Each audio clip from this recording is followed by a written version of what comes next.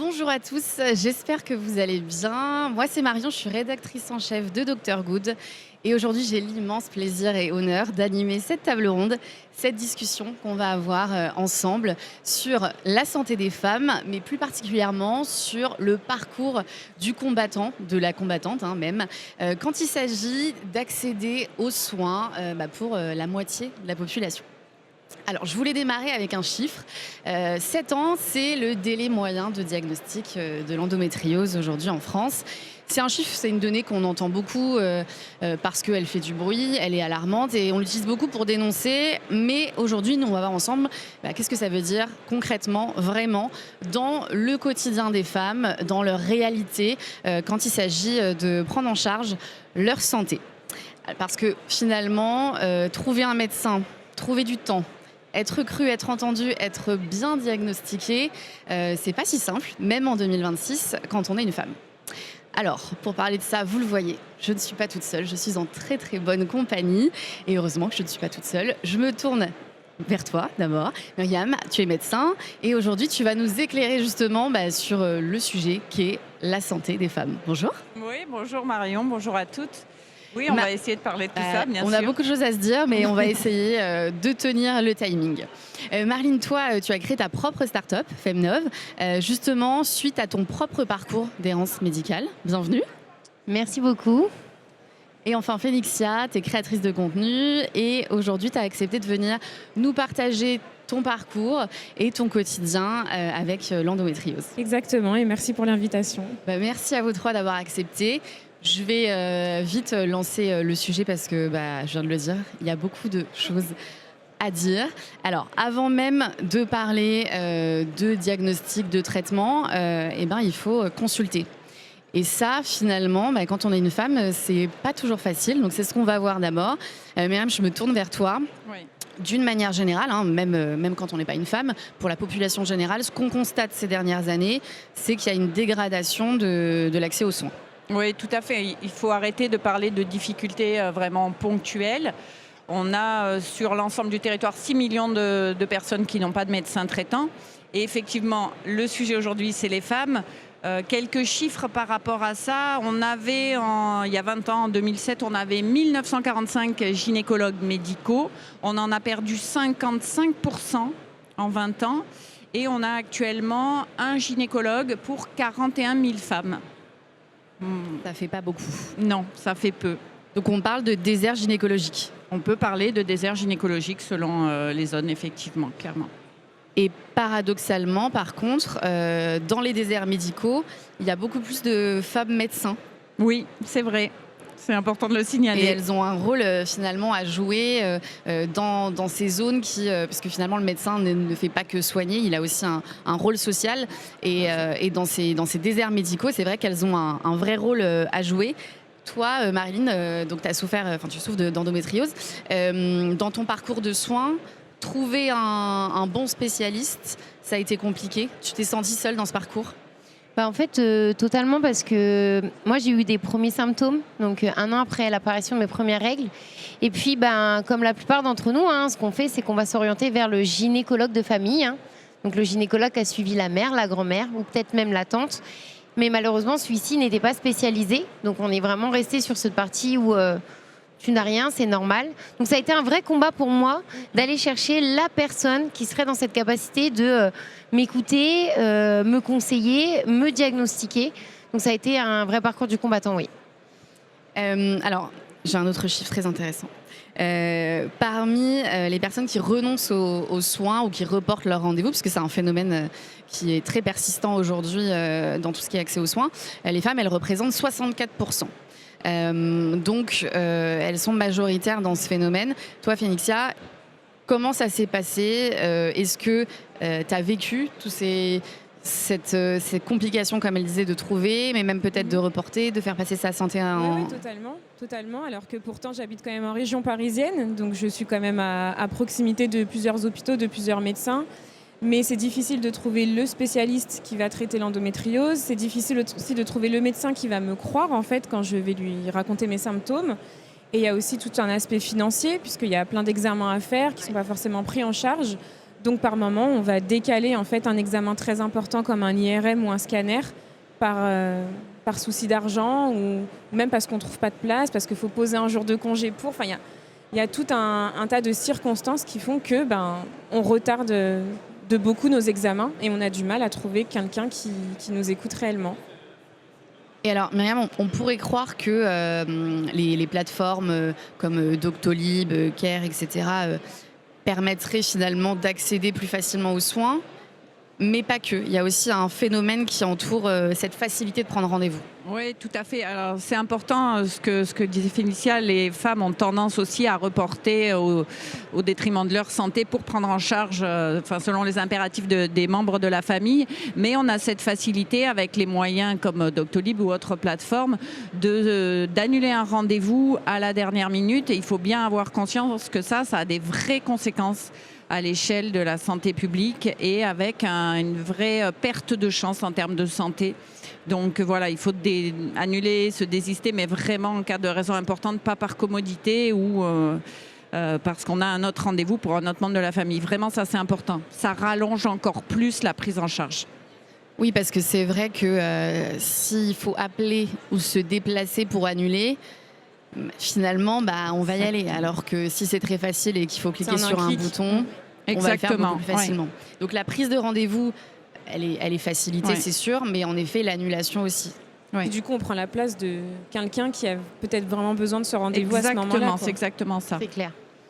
Est-ce qu'il n'y a pas aussi, en tant que femme, une forme de culpabilité de prendre soin de soi je pense à la charge mentale, la charge parentale qui est quand même aujourd'hui énormément féminine. Est-ce qu'on peut culpabiliser de faire passer sa santé et tous les rendez-vous, toutes les choses qui passent là-dedans ? Ne serait-ce qu'au travail. Enfin, moi, je ne suis pas encore maman, mais je prends l'exemple du travail où il y a plein de fois, je n'ai pas été à des rendez-vous que j'ai annulés longtemps avant. Parce que dans mon emploi, ça posait problème, que ça allait me donner une mauvaise image ou qu'on allait encore me critiquer sur mes absences ou autres. Donc il y a vraiment une pression sur le fait qu'on soit réellement écouté et réellement prise en compte de manière générale dans notre quotidien, qui fait que parfois, on ne va pas jusqu'au bout des choses parce qu'on laisse un peu la place aux autres. Toi, tu le ressens, tes patientes, est-ce que tu sens que la santé finalement du foyer, de leurs enfants... Passe avant la leur, oui. Elles sont extrêmement résilientes par rapport à leurs symptômes, à leurs douleurs, à leur fatigue, et elles se font toujours passer en dernier, alors qu'elles sont l'élément capital, l'élément clé, le pilier, qui prend quand même en général en charge toute la famille, qui travaille, comme tu le disais également, qui doit faire encore plus ses preuves au travail aussi, et c'est souvent au détriment de sa prise en charge de santé. Oui, parce que c'est aussi elles qui prennent les rendez-vous pour les enfants, mais aussi pour le conjoint souvent. Tout à fait, je confirme.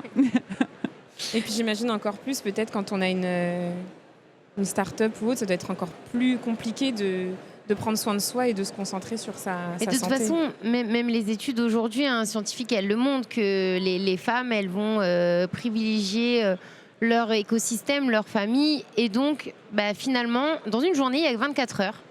Donc si on veut tout mettre dans une journée, ce qu'on fait passer en dernier, voire qu'on passe à la trappe, c'est nous-mêmes. Est-ce que pour toutes ces raisons, que ce soit le manque de temps, le manque de spécialistes, la charge mentale et puis aussi peut-être cette envie de se montrer forte et résiliente, est-ce que finalement, les filles, vous avez banalisé vos symptômes, vous vous êtes dit « non mais c'est bon, c'est dans ma tête » ou « j'exagère ». Est-ce que c'est des choses que vous avez vécues, ça ?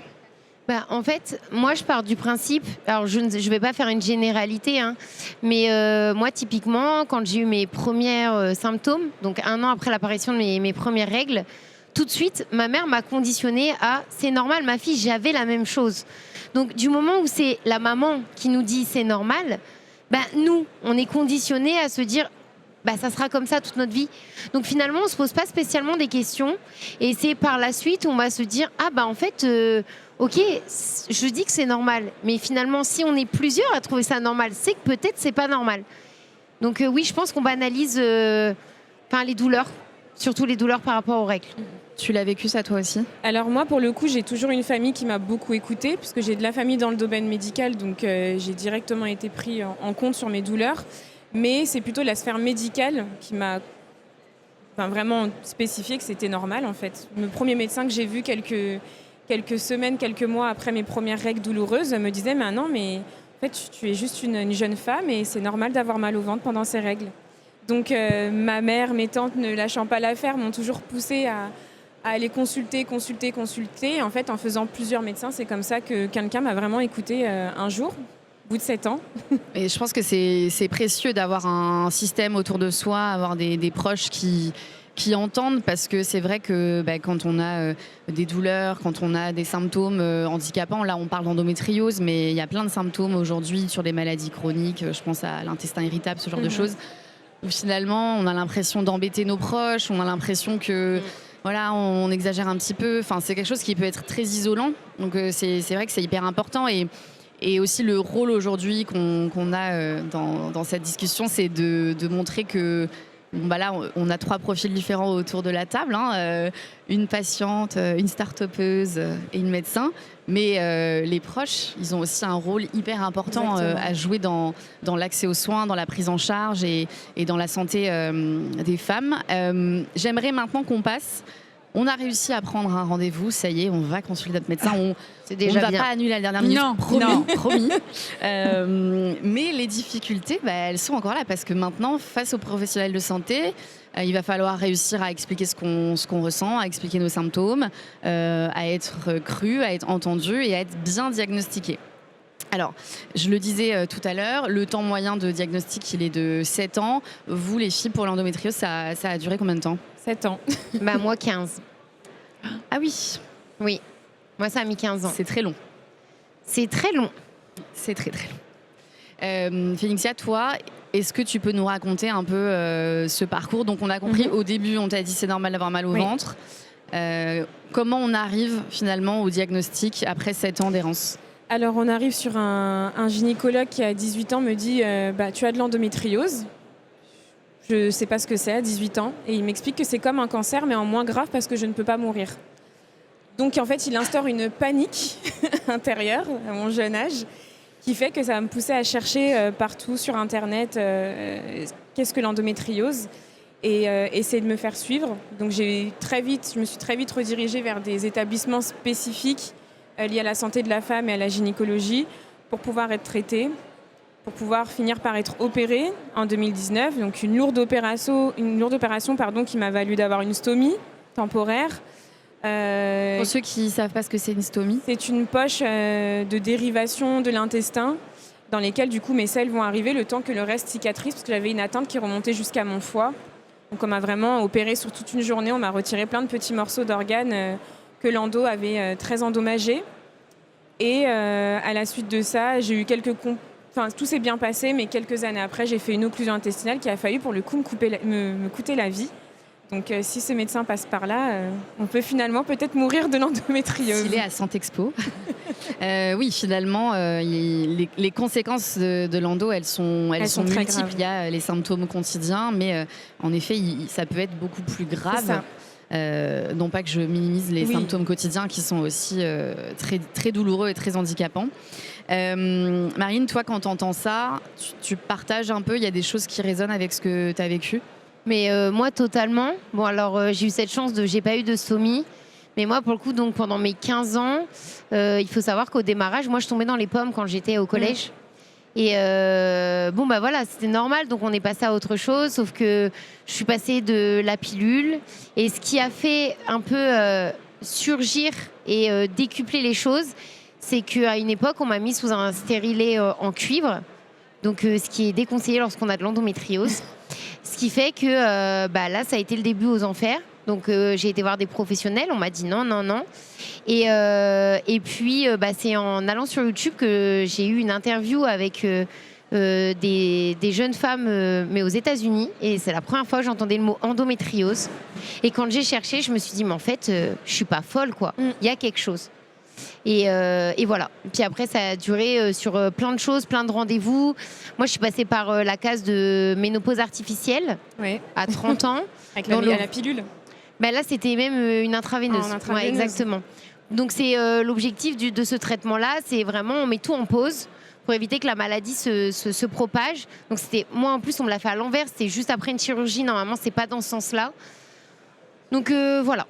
Donc oui, c'est vrai que c'est assez compliqué et je pense qu'on ne se rend pas bien compte du parcours que nous, on a en tant que patiente, du parcours de combattant pour que nous-mêmes, on obtienne des réponses à nos problématiques et nos symptômes en fait. C'est ça, on passe de traitements hormonaux tous aussi différents les uns que les autres. Je serais incapable de compter le nombre de pilules qu'on m'a fait ingérer et j'ai que 33 ans. Le nombre d'examens que j'ai passés, le nombre d'antidouleurs différents qu'on m'a administrés. On est vraiment sur un parcours qui est très compliqué pour trouver quelque chose qui nous convient même pas, qui nous guérit pas, mais juste qui nous permet de survivre à chaque journée en fait. Ouais, puis ce qui est intéressant là dans ce que vous avez toutes les deux évoqué, c'est que l'endométriose, quand vous étiez au début de vos symptômes ou en début de diagnostic, on n'en parlait pas du tout. Non.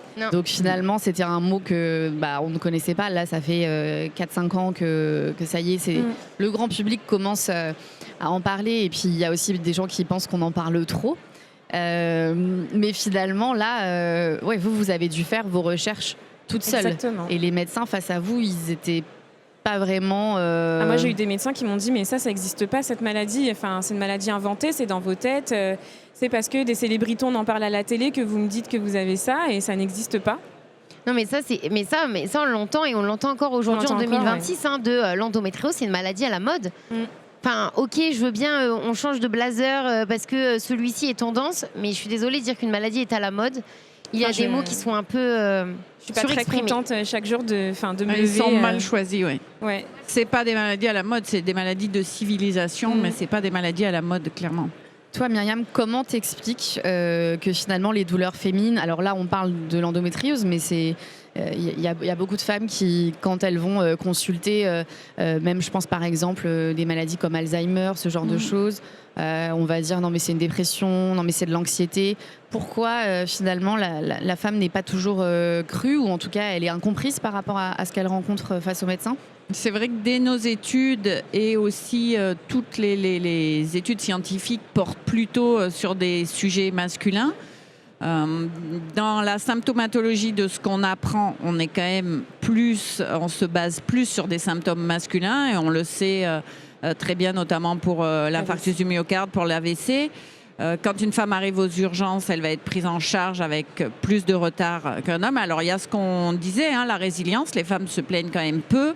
Nous on le sait, quand on est aux urgences et qu'on recoue une femme, en général ça se passe beaucoup plus facilement que de recoudre un homme. Mais il y a quelque chose qui est intéressant dans ce que vous avez dit, c'est que ces dernières années quand même l'information elle circule. Les réseaux n'ont pas que du mauvais. Tu as parlé de YouTube carrément et je pense que autant les patientes en l'occurrence, mais les médecins aussi, ont accès à de plus en plus d'informations et j'ose croire qu'une majorité de mes confrères sont de plus en plus à l'écoute aussi de leur patientèle et se remettent en question parce que ce qu'on nous apprend à la fac n'est pas figé dans le marbre et c'est amené à évoluer et on fait des progrès énormes ces dernières années. Je pense notamment à des maladies comme la mucoviscidose. Moi, quand j'ai fait mes études, on mourait de la mucoviscidose. Maintenant, les enfants survivent. Et j'ose espérer, déjà, on a fait des progrès sur l'endométriose ces 5-10 dernières années. Ça va aller qu'en s'améliorant, clairement. Mais oui, il y a une différence homme-femme, malheureusement. Est-ce que ça veut dire que les femmes peuvent être moins bien soignées et peut-être même mourir du fait de ces biais de genre ? Oui, potentiellement, si une femme n'insiste pas suffisamment, si on n'a pas communiqué assez sur les différents symptômes, et je pense notamment, puisque c'est un poste que je prépare actuellement sur l'AVC ou l'infarctus du myocarde, les signes ne sont pas tout à fait les mêmes. Il peut y avoir un retard de prise en charge qui peut être effectivement avoir des conséquences très graves, bien sûr. Oui. C'est vrai que l'infarctus, on en parle beaucoup aussi, même il y avait des campagnes qui avaient été lancées pour même appeler les gens à oser faire des massages cardiaques. Ça aussi, c'est une différence homme-femme. C'est que les femmes, quand elles font un malaise et qu'on soupçonne que c'est ça, on n'ose pas parce qu'il y a une poitrine, etc. Donc, il faut dans l'inconscient collectif, ça reste l'homme, l'infarctus.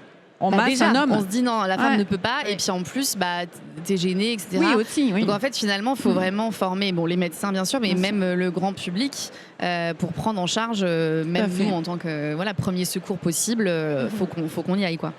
Est-ce que vous avez déjà senti que justement le fait d'être une femme, par rapport aux médecins, par rapport à des gens que vos proches, ou tu parlais du travail, on minimisait un petit peu, on se disait bon, elle exagère.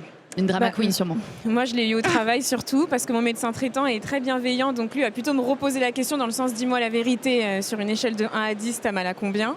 Parce qu'il sait que je vais minimiser ou être habituée à la douleur. Mais moi, je l'ai eu au travail et pour la petite fun fact, quand je me suis fait opérer, que j'ai eu la stomie, je suis retournée sur le lieu de mon ancien poste que j'avais avant de me faire opérer, juste pour leur montrer la stomie, leur montrer que je ne faisais pas semblant d'avoir mal au ventre, que je ne faisais pas semblant d'être absente et semblant d'être en télétravail et que c'était une vraie douleur.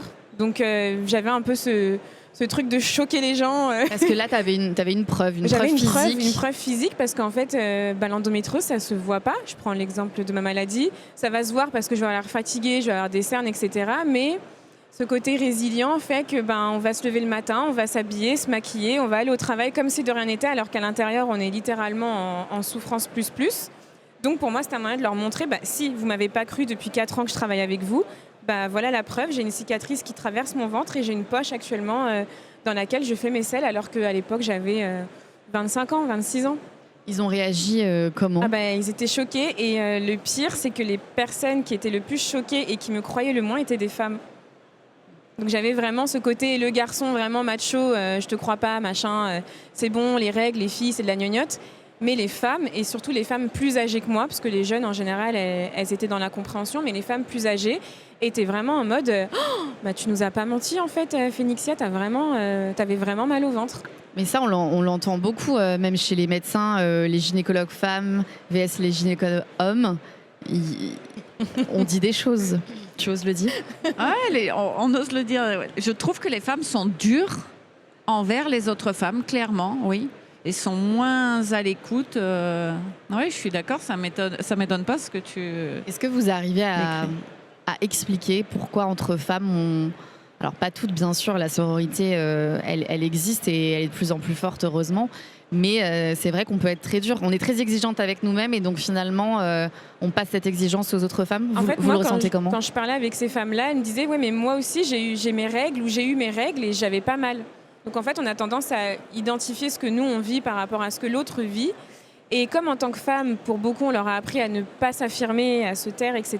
Donc elles vont me dire ok, t'as mal au ventre, mais essaye de le dire un peu moins parce que tu vois, tu déranges. Moi aussi, j'ai eu mal au ventre quand j'étais jeune et je le disais pas.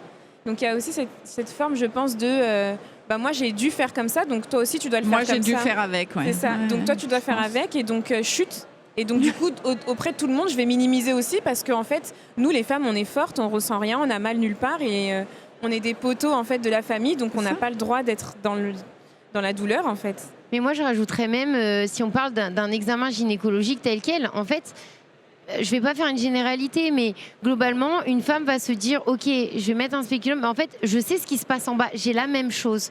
Et je pense que du coup, elles ont moins ces réticences de vérifier si ça va, vous avez pas mal, parce qu'elles se disent mais moi j'ai la même chose en fait, je sais comment ça fonctionne. Après, elles sont pas toutes comme ça. Hein. Il y a beaucoup de femmes aussi qui sont bienveillantes dans la prise en charge et l'examen gynécologique. Mais... Non, mais bien sûr, et en plus. Mais c'est vrai que c'est quelque chose qu'on entend.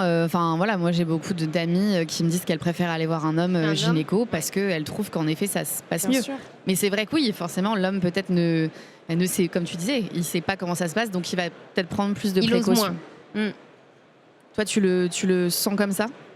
Ça serait quoi ton explication en tant que pro de santé? Alors, mon explication par rapport à ça, oui, je pense qu'on est extrêmement exigeante avec nous-mêmes, donc on l'est également avec les autres femmes. Et voilà, il faut montrer qu'on est forte. Mon vécu de médecin, c'est effectivement beaucoup de patientes qui me disent sur des examens gynéco, des prélèvements notamment, mais mon Dieu docteur, vous êtes bien douce, j'ai rien senti. Ça va de soi, ça me paraît normal d'être délicate. Donc oui, j'imagine en les écoutant que parfois ça se passe pas très très bien. Mais non, je pense que c'est de l'exigence par rapport au fait de ne pas se plaindre. Et moi, on m'a dit que, donc voilà, des phrases d'il y a 200 ans, on en entend encore, hein, du genre « tu n'auras pas connu la souffrance tant que tu n'auras pas enfanté ». J'ai encore des patientes qui me disent ça. C'est choquant, quoi. Mais est-ce que... j'ai l'impression qu'on est très grave. Est-ce qu'on peut être un peu optimiste? Est-ce que la formation médicale...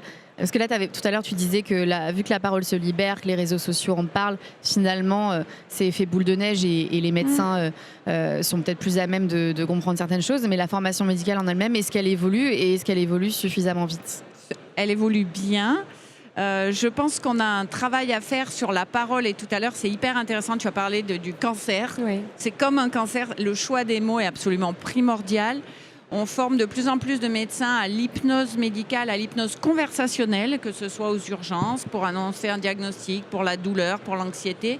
Et je pense que ça, c'est un des apports hyper importants qui va continuer à se mettre en place. Ouais.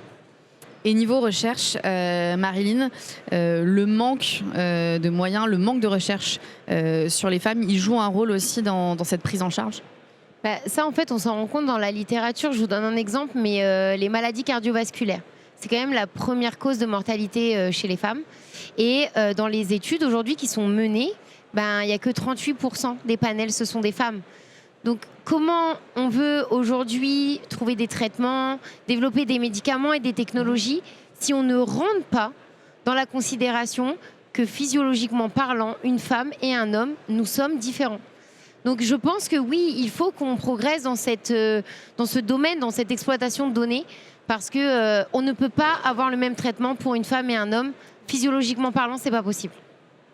Est-ce que la féminisation de certains métiers, alors je pense à des métiers de santé, mais aussi des métiers dans l'innovation, des métiers d'entrepreneuriat, est-ce que c'est aussi une solution pour que justement les choses avancent? Il y a des métiers qui se féminisent dans les pros de santé. Oui, et bien sûr, dans la médecine, ça se féminise énormément. À nous d'arriver à nous adapter, à former aussi plus de médecins. On parle de déserts médicaux, mais les femmes n'ont pas forcément envie de travailler 5 ou 6 jours par semaine. Il faut aussi s'adapter à ça. Les jeunes générations sont quand même dans l'écoute, probablement plus qu'il y a 10-20 ans sur certaines pathologies qu'on ne nous enseignait pas quand même. Donc oui, je pense que c'est une bonne chose et j'imagine que dans les startups, dans les entreprises aussi, le fait que ça se féminise, ça change également la donne et l'écoute et ce que tu décris, toi, n'aura probablement plus lieu d'être. Ouais, j'espère bien. Toi, comment tu te mets à jour finalement?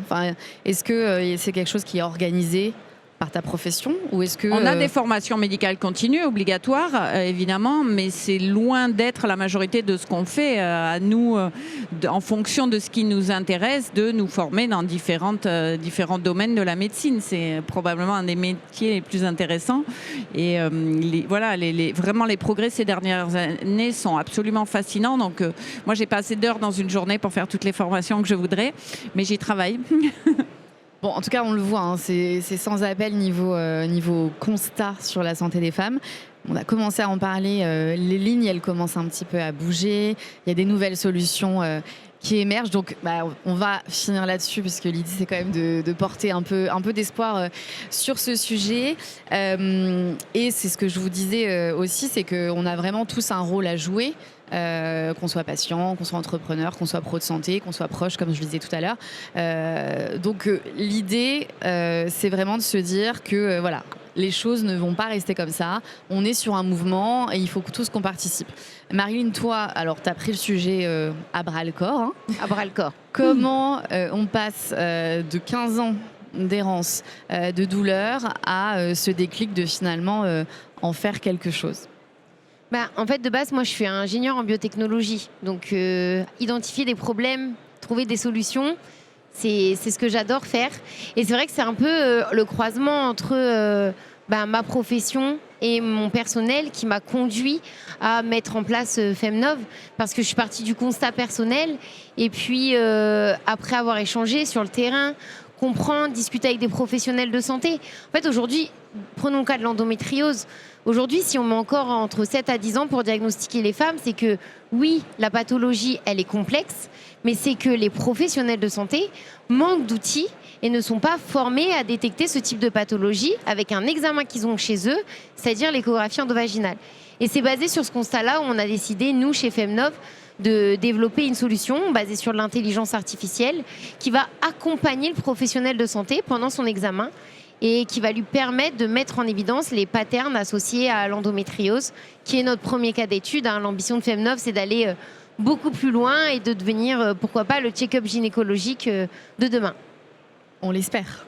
Oui. Concrètement, quand tu décides du coup de créer Femnov, Comment ça se passe? Est-ce que tu vis ce lancement dans l'entrepreneuriat sereinement? En tant que femme aussi, est-ce que, en grande femme qui part sur un sujet féminin, comment ça se passe?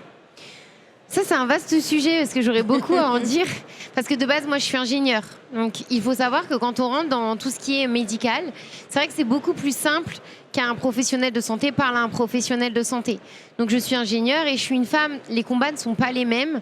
Il faut savoir enfoncer les portes. Bon, j'ai aucun problème avec ça, mais il faut savoir le faire. Et le deuxième point aussi, c'est de constituer une équipe. On ne se rend pas compte, mais... voilà, l'entrepreneuriat, c'est vraiment une aventure. On décide de s'associer avec des personnes. L'association, c'est comme un mariage. On ne se marie pas avec n'importe qui, donc il faut prendre le temps aussi. Et puis, c'est surtout aller défendre le pourquoi on fait ça, pourquoi on se bat. Et convaincre les professionnels de... Nous, l'objectif, c'est pas de vous rajouter des tâches supplémentaires. On n'est pas là pour vous remplacer. En fait, on est là pour vous accompagner, pour augmenter votre expertise et vous réduire toute votre charge mentale, toute votre charge administrative. Je vous donne juste un petit exemple comme ça brièvement, mais ce qui aujourd'hui, moi, m'affecte, c'est qu'il y a une vraie cassure de relation entre les pros et les patientes parce que on a l'impression que les professionnels sont les méchants. Mais moi, que je suis de l'autre côté maintenant et que j'ai le regard aussi patiente, on ne peut pas que les accabler. Il faut savoir que plus de 30% de leur temps, il est dédié à de l'administratif. En fait, ce sont des choses où aujourd'hui, ils n'ont plus le temps de passer... de vraiment considérer ça. Donc nous, on est là un peu pour optimiser ces parties-là et accompagner, copiloter l'examen et faciliter la vie des professionnels de santé. Myriam, toi, tu penses que ce genre d'innovation, l'innovation globale, c'est vraiment un des moyens de faciliter l'accès aux soins? Clairement, je pense que ça va apporter énormément et aux patients, du coup, évidemment, et aux soignants dans leur qualité de prise en charge. Et comme tu disais, 30% c'est de l'administratif, c'est dramatique. C'est pas ça qui nous passionne. On fait des métiers passion. On fait 10 ans d'études pour pratiquer et et faire des diagnostics et prendre en charge des gens, pas pour faire de l'administratif. Donc, effectivement, ce type d'innovation, je ne peux que saluer, féliciter et m'enthousiasmer. Toi, ton métier, tu trouves qu'il a changé ces dernières années? Est-ce qu'il y a des outils aujourd'hui que tu utilises ou des outils que tu as spotés qui peut-être arrivent, qui changent ta façon de traiter Oui, bien sûr, c'est très récent, mais après, ne serait-ce que l'apport de l'IA dans la gestion des documents, dans la rédaction de mails pour les patients, dans les comptes rendus, on ne se rend pas compte, mais au quotidien, ça peut faire gagner 1h30 à 2 heures sur des choses qui sont mises en place très récemment. On est au tout début, clairement. Et c'est vrai que souvent, on va entendre, il y a des innovations qui vont faire grand bruit, il y aura des effets d'annonce dans les médias, sur les réseaux, etc. Et puis, finalement, ça retombe un petit peu parce que le temps que ça arrive, etc. Et c'est ce que tu nous expliquais quand on s'était parlé avant, Marine, c'est que le temps, il est hyper long entre le moment où l'idée, elle germe et le moment où finalement c'est accessible. En fait, on ne se rend pas compte, mais quand on développe un dispositif médical, il y a un monde entre au moment où on a une idée, on passe d'un pitch deck à quelque chose qui fonctionne, à la mise en production, à avoir un produit, et on ne peut rien mettre sur le marché lorsqu'il s'agit d'un dispositif médical, sans marquage CE, sans test clinique en fonction de la catégorie. Et mine de rien, ça prend énormément de temps. Et pour des startups aussi, ça coûte beaucoup d'argent. Donc il y a un peu ces deux où forcément, moi je soutiens l'innovation quotidiennement et je me dis, il y a de beaux projets qui méritent d'émerger, mais il faut donner les moyens aux entreprises et aux startups de pouvoir aller jusqu'au bout du process. Et je pense que oui, les patientes, par exemple, n'ont pas conscience de ça. Elles se voient qu'au moment où le produit, ça y est, le docteur peut enfin l'utiliser. Mais derrière, il y a peut-être 10 ans de R&D, 3 ans d'études cliniques et 1 million d'euros qui ont été dépensés, quoi. Oui, et puis il faut, la commercialisation, elle existe. Puis après, il y a aussi tout ce côté remboursement qui est encore très long. Ça aussi, c'est quelque chose, tu peux nous en dire un petit peu plus?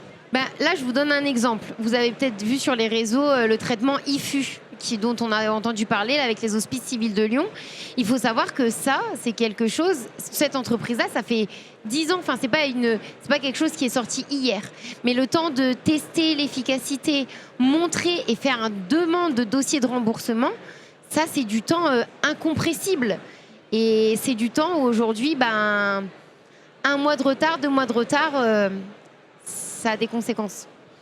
Tu fais partie de la Femtech, si je ne me trompe pas. Tu peux nous expliquer un petit peu ce que c'est ?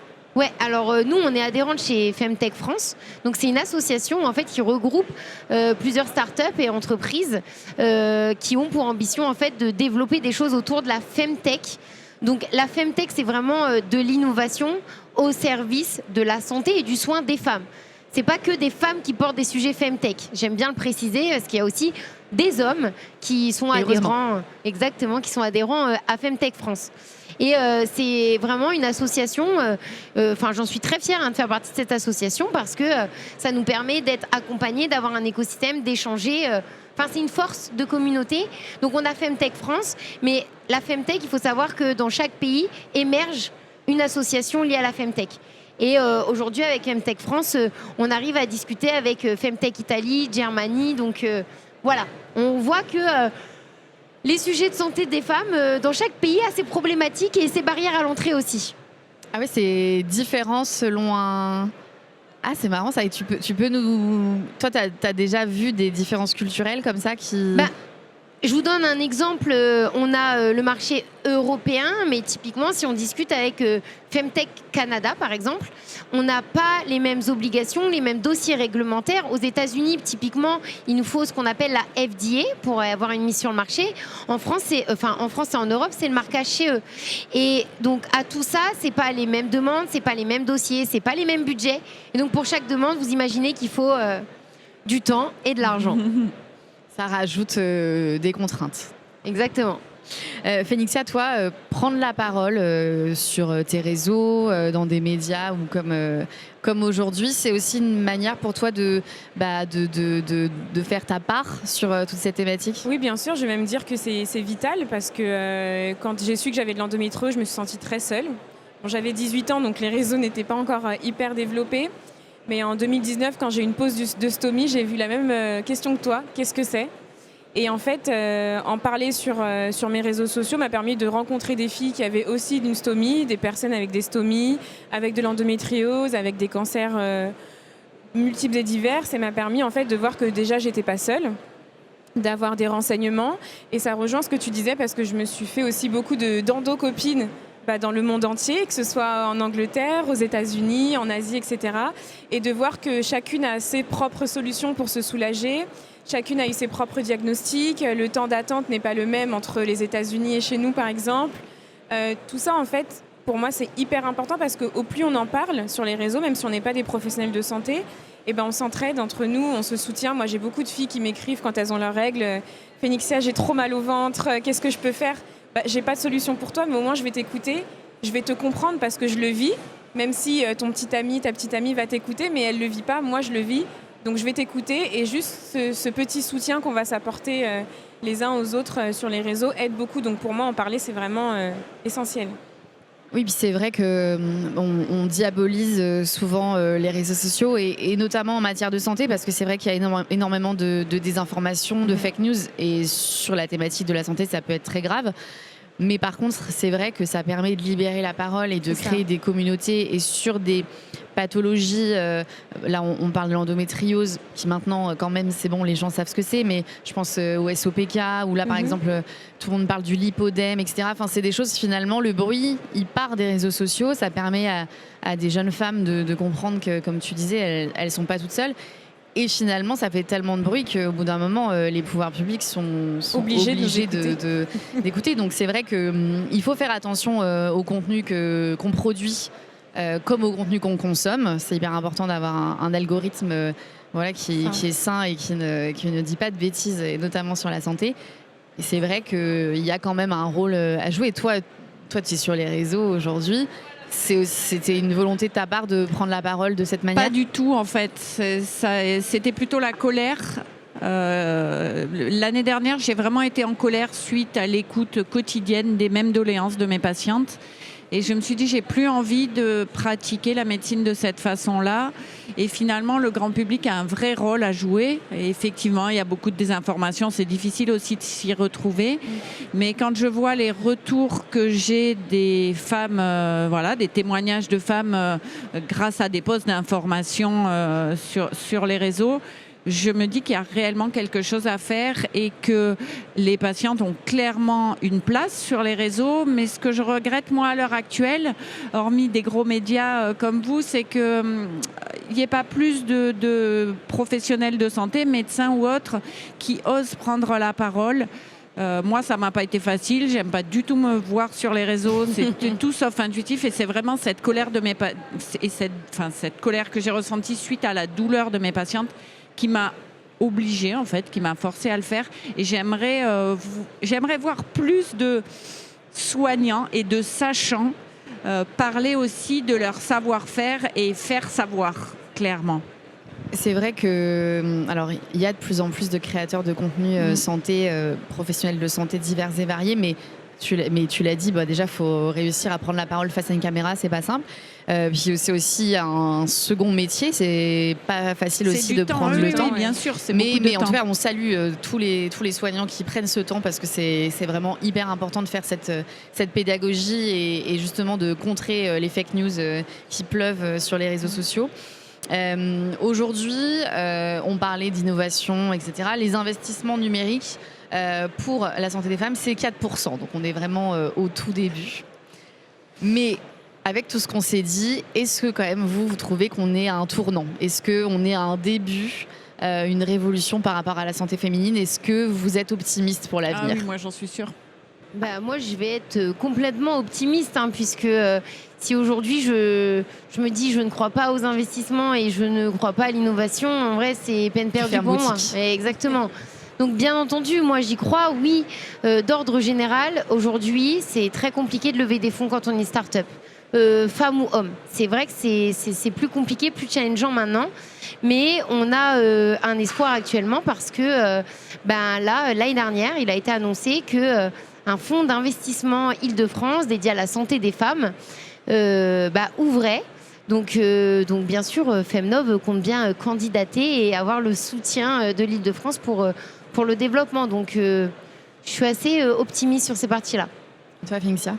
Alors moi, je pense que de ma vision de patiente qui ne connaît pas tout l'envers du décor, je vais être plutôt pessimiste, mais du coup, le fait d'en parler sur les réseaux et de rencontrer des personnes comme Marilyn me donne un peu plus d'espoir. Moi, je le vois dans mon quotidien puisque les médecins qui me suivent sont quand même hyper à l'écoute. À chaque fois que j'y vais, ils ont toujours une nouvelle information à me donner, un nouveau chiffre, etc. Donc je pense que pour rendre les patients qui ne sont pas du tout dans le médical plus optimistes pour l'avenir, il faudrait peut-être plus communiquer avec eux sur tout ce qui se met en place en amont et aussi les faire participer à des recherches. J'ai participé à un don de sang menstruel pour la recherche. Enfin, tous ces petits trucs qui nous donnent, nous, l'impression de faire aussi avancer les choses et d'aider les professionnels qui nous aident en retour. Exactement. Et toi, Myriam? Moi, je suis hyper optimiste et typiquement, des médias comme Dr Good, pour moi, c'est vraiment quelque chose d'extrêmement précieux et encore une fois, c'est pas intuitif pour nous, nos médecins, de communiquer. On n'est pas toujours bien vu par nos pairs non plus. Donc, je félicite aussi toutes ces initiatives. J'ai eu beaucoup de plaisir à discuter avec vous aujourd'hui. Et non, je suis complètement optimiste pour les années à venir. On s'auto-félicite toutes autour de ça. Oui, bravo, nous. C'est bientôt la fin de cette discussion, malheureusement. Pour vous, la priorité absolue, c'est quoi pour un meilleur accès aux soins pour les femmes? Je pense que c'est l'écoute. De mon point de vue de patiente, je dirais vraiment l'écoute, nous écouter et s'écouter nous-mêmes aussi. Ne pas minimiser ce qu'on ressent, ne pas minimiser nos symptômes. Et je pense que c'est un travail de communication et d'écoute. Toi, Marine? Moi, je vais avoir cette casquette start-up. Je pense que ce qui est primordial aujourd'hui, c'est l'accès à la donnée. Lorsqu'on développe un dispositif médical, on a besoin d'avoir accès à de la donnée et en santé des femmes, on n'en a pas, on en a très peu. Donc faciliter l'accès à la donnée, faciliter les mises en relation, les partenariats avec les hôpitaux et que l'État nous soutienne en fait dans ces démarches-là pour ouvrir plus rapidement les portes pour l'innovation. Et enfin? Pour moi, ça reste le savoir. Le savoir, c'est le plus grand des pouvoirs, et que ce soit pour les soignants, mais évidemment aussi pour les patients et les patientes, clairement. Ça sera le mot de la fin. Merci beaucoup vraiment à toutes les trois pour votre Merci à témoignage, vos Merci. analyses. Merci à vous de nous avoir écoutés. J'espère que ça vous aura appris plein de choses sur ce vaste sujet et puis que vous aurez compris l'urgence de tous agir. Je pense que je l'ai assez répété, mais je pense qu'on a vraiment tous notre rôle à jouer pour vraiment construire ce nouveau modèle qui va être plus inclusif, plus collaboratif et qui va enfin prendre en compte la santé des femmes. Je vous souhaite une très bonne journée Bonne journée. et puis à très bientôt. Prenez bien soin de vous.